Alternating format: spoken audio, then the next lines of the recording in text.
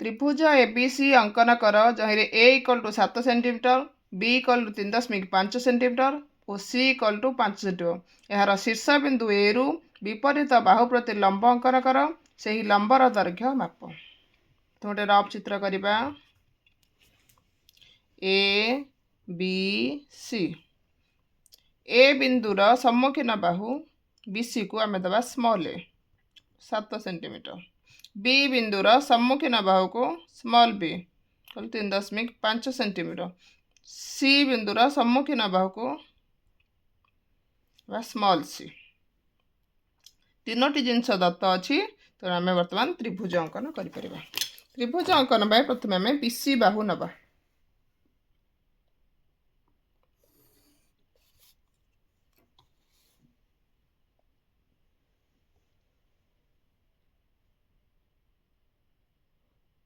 सी बाहु 7 centimetre,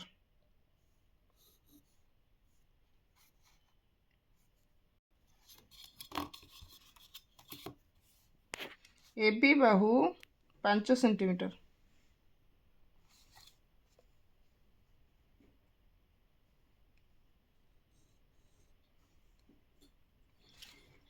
AC बाहु 3.5 centimetre,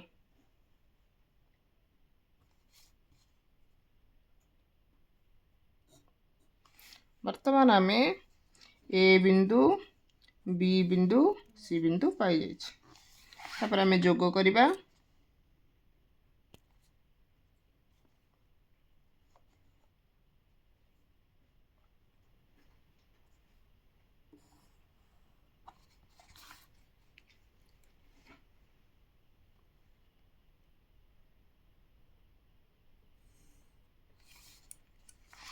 ए बिंदु रु आम लंब बीसी प्रति लंब अंकन करवा।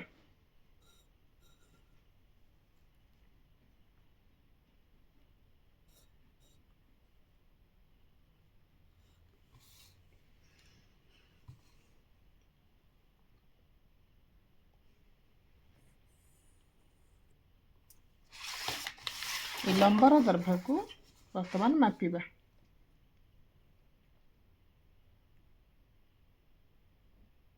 To 2.3 centimetre. अतएव